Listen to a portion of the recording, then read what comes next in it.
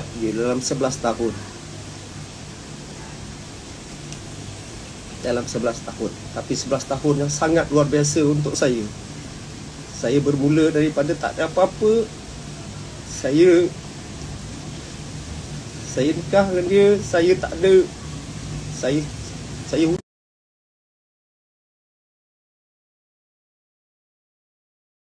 hutang mas kahwin. Saya tak ada kereta pun, dia jangan ambil saya kalau nak pergi jalan. Saya pindah to first house lepas saya kahwin, rumah saya kosong. Saya duduk dengan isteri saya atas surat khabar, buka puasa, beli dekat bazar Ramadan. Saya cakap dengan dia, sabar, InsyaAllah I akan bagi yang terbaik untuk you. Tapi dia cakap dengan saya, I akan ikut you, apa pun jadi, dia akan ada, I akan ada belakang you, I akan support you. Tapi I nak bagi tahu you, I tak nak susah. Dia cakap, ingat lagi dia cakap, dia tak nak susah. So bila dia cakap tak nak susah, saya tanamkan satu azam yang saya cakap dia takkan susah. Tapi dia kena tolong saya, support saya, doakan saya. Dan dia buat semua benda tu dalam apa saja keadaan. Saya ingat lagi, saya berniaga dekat bazar, dekat Pawai Selangor. Dia tolong saya jual ayam bakar. Dia tak pernah malu pun. Padahal masa tu dia dah jadi artis yang popular pun. Saya apa yang bodoh-bodoh yang macam tu, orang benar Raja Lawak. Kemudian daripada tahun pertama pergi ke tahun kedua, ke tahun ketiga, saya pindah rumah. Alhamdulillah rezeki saya makin baik. Saya dapat peluang syuting, saya dapat peluang show. Dan saya masih ingat lagi, saya menang Maharaja Lawak Mega, Maharaja Lawak 2011. Dialah orang yang duduk paling depan menjerit nama saya, meraihkan sang suami. Dahsyat. Padahal masa tu saya rasa saya ni jauh betul dengan dia. Saya ni memang tak ada apa pun, suap je pun. Orang tak kenal pun sangat. Suap sepatu tak ada. Okay. Kemudian perjalanan diteruskan. Dia bersama dengan saya lagi, jatuh bangun. Saya buat bisnes macam-macam. Sampai ada momen saya almost give up. Tapi dia lah orang yang duduk kat belakang saya, cakap, no, you have to go. You can do this. Dan sebenarnya dia memang tuah saya. Disebabkan dia lah, kalau orang cakap dahsyat lah engkau, pandai berniaga, dah jadi usahawan handal sekarang ni, dahsyat. Ada Bubble Bee, ada berpuluh outlet. Saya nak bagi tahu kat sini, apa yang saya ada sekarang bukan pasal saya. Saya tumpang tuah dia. Tuah seorang isteri yang taat, yang setia, yang tak pernah mengeluh, yang tak pernah malu pun bersuamikan. Suap. Berbekalkan itu, berbekalkan itu, saya ada kat mana saya sekarang. Taklah saya hebat sangat, tapi Alhamdulillah. Yang paling penting, InsyaAllah saya harap saya dapat bantu ramai orang. Itu perjalanan saya 10 tahun, 11 tahun dengan dia. Saya tumpang lak dia. Lak seorang isteri yang taat, yang sangat penyayang kepada anak-anaknya, yang tak pernah berkira dengan suaminya. Selama hampir 10 tahun, 11 tahun saya kahwin dengan dia, dia tak pernah tanya duit saya. Saya tak pernah ada masalah balik kampung. Saya tak pernah ada masalah tu langsung. Kadang saya dengar orang bergaduh pasal balik kampung. No, saya tak pernah. Sebab mana pun saya nak balik, dia akan ikut. Dia tak kisah pun. Yang penting saya happy, mak saya happy, cukup. Tadi saya dah sebut dia tak pernah tanya pasal duit saya. Ya, dia tak pernah ambil tahu pasal duit yang ada dalam akaun saya. Yang penting saya lunaskan segala keperluan rumah. Bayar rumah, bayar kereta, adakan keperluan dia. Dia tak boleh tak ada maid, tak apa, saya adakan dia maid. Dia tak pernah tanya pun duit saya pergi mana. Okay? Dia tak pernah tanya duit saya pergi mana. Lama kelamaan, bila nak cerita bab duit, dia yang ajar saya untuk tidak berkira-kira dengan duit. Sebab orang yang asyik mengira duit, Allah bantutkan rezeki dia. Saya tanya dia kenapa nak kita jangan berkira-kira dengan duit. Sebab dia cakap dengan saya, apabila kita berkira-kira dengan duit, kita akan berkira-kira dengan sedekah kita. Ya, make sense. Memang betul.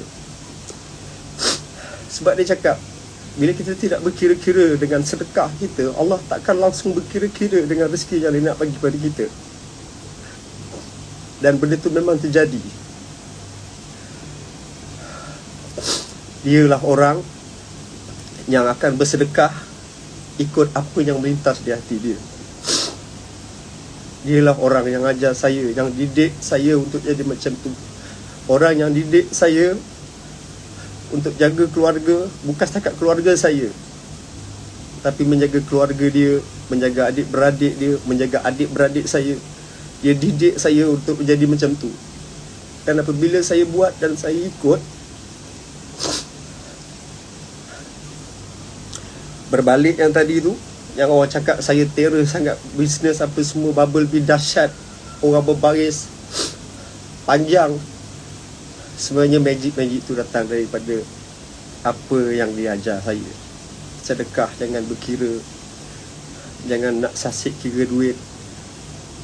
Sampaikan saya untuk bubble bee, saya jadi pelik. Saya cakap, saya less of effort sebenarnya untuk bubble bee.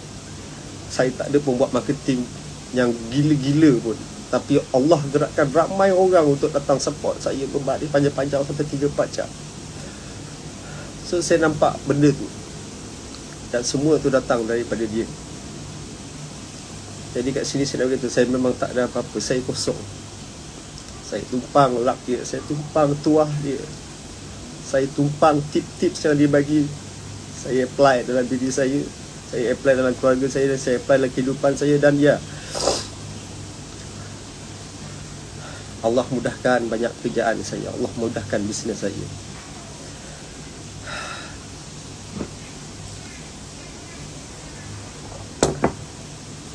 Hari ini saya sangat pelik. Bukan hari ini je, hari ini, semalam, kemarin. Okay, semenjak dia dimasukkan ke hospital, orang yang mendoakan dia, saya tak tahu daripada pelosok mana datang. Terus saya tertanya-tanya, saya cakap apa lagi yang dia buat yang saya tak tahu sampai macam ni Allah layan dia. Saya cemburu. Sebab saya selalu bercakap dengan dia, Bu, I kalau boleh nak mati syahid, kalau boleh I nak mati hari Jumaat. Dia cakap, kenapa nak mati Jumaat? Sebab I nak mati husnul khatimah. I tak boleh tahan siksaan kubur.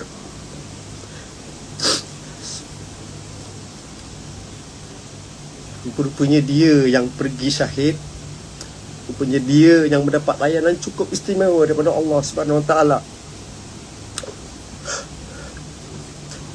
Orang doakan dia tanpa henti, orang bantu dia.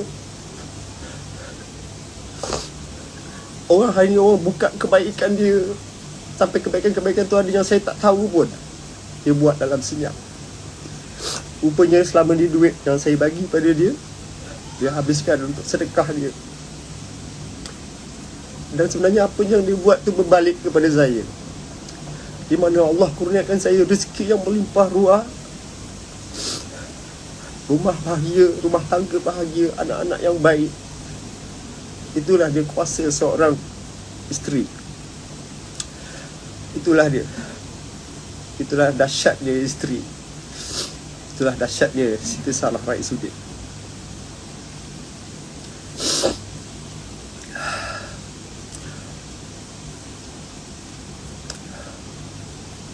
Hari ini pemergian dia sangat luar biasa. Satu persatu Allah permudahkan. Saya masuk ke dalam liang. Bertiga. Saya duduk di tengah. Saya pegang pinggang dia. Saya turunkan dia. Saya ada ketakutan dalam diri. Saya takut berat ke apa. Saya takut. Allahu Akbar. Dia cukup ringan. Cukup ringan. Masa saya sampai ke liang, saya tengok liang tu kecil. Saya cakap Allahu Akbar. Lepas ke. Tapi bila saya masuk dan saya yang turunkan dia dengan 5 orang lagi tu, saya pegang pinggang. Cukup ringan, alhamdulillah. Saya dah senang hati. Ada lagi satu kemuskilan yang saya takut. Saya takut kalau dia dimasukkan ada sangkut. Sebab tadi saya tengok liang dia tak besar. Tapi Allah tunjuk lagi dekat saya. Dia turun ke liang tanpa sangkut. Kepala tak sangkut, kaki tak sangkut, badan tak sangkut. Terus masuk. Dengan senangnya. Just a split second. Saya rasa lagi kebesaran Allah. Saya keluar daripada liang.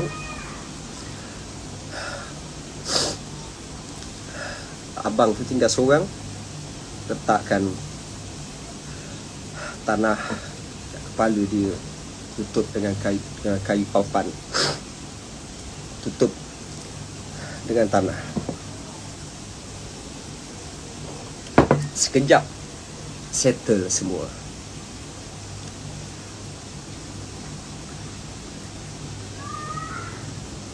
Selesai pemergian dia yang cukup luar biasa bagi saya.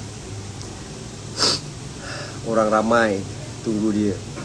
Orang ramai walaupun sekarang ni tengah COVID, orang tunggu. Sampai ke abang polis terpaksa buat kerja bagi tahu pasal SOP. Tapi orang masih tunggu sampai habis. Dan tadi kawan saya bagi tahu dekat area sana hujan. Allahu Akbar. Saya cakap Allah merahmati dia. Wallahu alam. Jadi pelajaran yang saya nak share, yang saya nak kongsi, yang berlaku real pada saya, kepada yang sedang menonton, yang tengah tengok live ni, yang bergelar isteri. Jadilah sebaik-baik isteri, taat kepada suami. Buat sehabis baik untuk suami. Buat sehabis baik untuk suami. Kerana kebahagiaan rumah tangga, ekonomi sesebuah rumah tangga bergantung juga kepada sang isteri. Kalau isterinya luar biasa hebat, jangan risau pasal rezeki keluarga. Jangan risau pasal keamanan rumah tangga. Allah turunkan keceriaan, kebahagiaan dalam rumah tangga. Jadilah seorang isteri yang mulia, yang baik. Barulah suami boleh menjadi suami yang baik, insya-Allah.